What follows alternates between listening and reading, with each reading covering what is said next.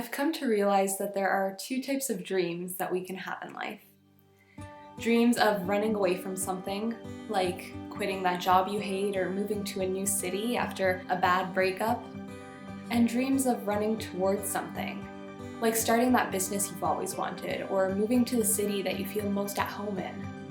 And while I don't believe that either is inherently better or worse than the other, I do think that it's important for us to be honest with ourselves and aware of which dreams we are chasing so that we can make better decisions. For most of my adult life so far, I have been going after my running away dreams. This was an important first step. When you find yourself living in constant overwhelm or stress or unhappiness, it's difficult to even know what you truly desire because you're hyper-focused on escaping whatever it is that makes life so painful for you. These running away dreams get us to a place of good enough, but the key is what we do once we're there. I find that in today's modern world, it can be really difficult to even define what good enough means to us. It's obviously very subjective, and it takes our own self-honesty to recognize when we've met it. Otherwise, we can stick to these running away dreams and get stuck there because we are constantly living in fear or living based on expectations and trying to avoid going back to that place. At some point, though, we need to realize that we've actually gotten far enough away from that we can actually pause and take out a map and decide where is it that we actually want to be going. Running towards is what gets us from good enough to amazing. This is why I think that certain personal development advice can fall flat sometimes and even sound extremely off-putting depending on which dream you're chasing at the moment. The world of manifestation, abundance mindset, positive thinking, etc. can feel so ridiculous and far removed from your reality if you're in a state of running away. On the flip side, messages about grind, productivity, efficiency, or discipline can feel extreme, unhelpful, and very pressuring if you are in the state of running towards. What I find most interesting about this idea, though, is that oftentimes the state of running away can mask itself and really look as if, and feel as if even, that you are running toward. This has certainly been my experience on several occasions, and I feel like it was really due to a lack of self-trust, outsourcing my power, feeling not enough, and this all or nothing kind of mindset that I used to have.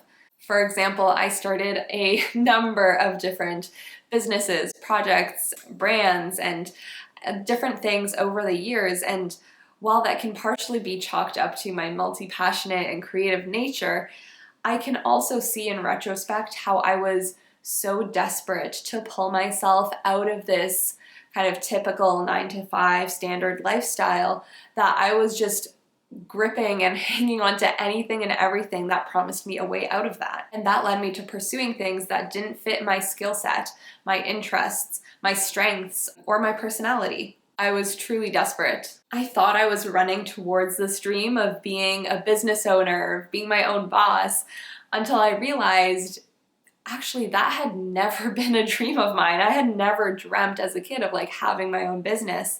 It was just the dream that was sold to me as the escape route out of this unfulfilling life. My true dream is actually to be a creative, a writer, an artist, not a CEO. What has been helpful for me in making this distinction has been really digging into the intention behind this dream or goal and asking myself, what happens if or when I actually reach that goal? Is it a goal of yours because you feel like it's going to help you avoid doing things you don't want to do, or that you no longer be someone that you don't want to be?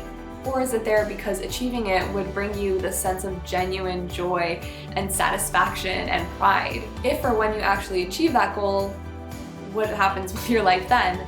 Are you thinking, if only I could achieve X, then I would have the time, space, money, energy, etc., whatever it is, to finally do Y, which is what I really want to be doing? Is this dream or goal of yours a means to an end or the end itself?